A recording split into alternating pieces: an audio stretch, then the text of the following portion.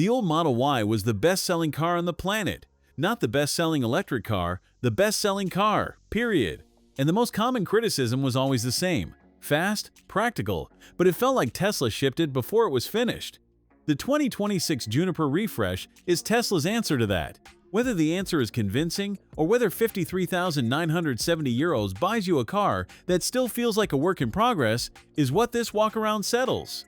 The exterior change you notice first is the full-width light bar across the front. It replaces the separate headlight clusters from the previous car, and it gives the face a confidence the old Model Y never quite had. The old one looked functional. This one has made a decision about itself. The drag coefficient dropped from 0.23 to 0.22, which sounds minor until you calculate what it does to real-world range over a year of motorway commuting. The rear gets a matching full-width reflector strip that ties the taillights together. New mirror design, smoother lower fascia, and the overall effect is a car that looks like it was designed in one pass, rather than assembled from separate decisions. What changed inside is the part that matters most for the buyer who hesitated last time. That is next. The interior is where this refresh earns its name. The first thing you register is the silence. Acoustic glass on every window, not just the front. Close the door at the Salzburg Motor Show floor, and the hall noise drops away in a way the old car never managed. The ambient light strip runs across the full width of the dashboard and through the doors. It is a small addition that changes the atmosphere of the cabin entirely. The dashboard material is a fabric finish, replacing the old bare surface. And the 15.4-inch screen is faster and sharper than before. Tesla kept the indicator stock. I mention that because the Model 3 lost it and the complaints were loud enough that Tesla clearly listened. The ventilated front seats are standard on this premium trim, not an option. That matters in a Salzburg summer. The front cabin puts you in a driving position that has always been one of Tesla's strengths.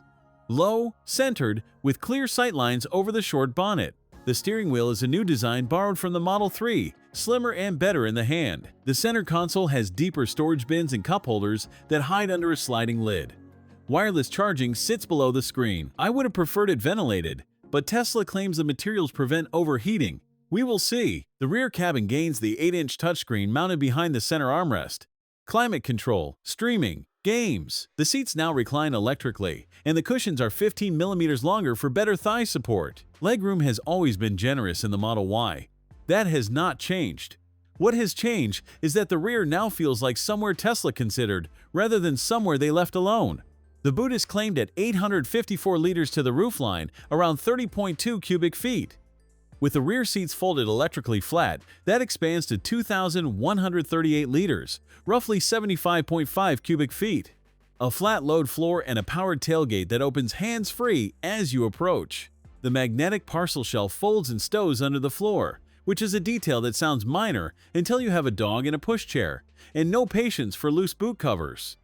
600 kilometers of WLTP range, around 373 miles, from the 78.4 kilowatt-hour battery. Real world, expect closer to 480 kilometers, roughly 298 miles, in mixed European driving. 250 kilowatts peak charging means 10 to 80% in approximately 28 minutes. That is a coffee stop. The Supercharger network remains the strongest argument Tesla has over every rival, and nothing in this segment matches it for coverage or reliability across Europe. 397 horsepower from two motors, 510 Newton-meters of combined torque, 0 to 100 in 4.8 seconds, around 4.6 seconds to 60 miles per hour. It is not the number that impresses, it is how little drama accompanies it. You press, it goes, and the conversation in the back seat does not stop. €53,970. The Skoda Enyaq, in comparable specification, costs less and rides more comfortably. The BMW iX3 costs more, but offers a longer real-world range and a more engaging chassis. Those are honest advantages, and they are real. What neither of them offers is the Supercharger network, the software update cadence, or the boot space this car provides at this footprint. Whether the refresh fixed the reason you were waiting, the answer is yes. The interior, the noise levels, and the ride are a different car from the one that preceded it. Whether this is the version you should buy, or whether you wait for the next price adjustment, is the decision. But the product, separated from the headlines, has never been this complete. Thanks for watching. If you enjoyed this video, hit that like button and subscribe for more content just like this. Leave a comment below with your thoughts or questions.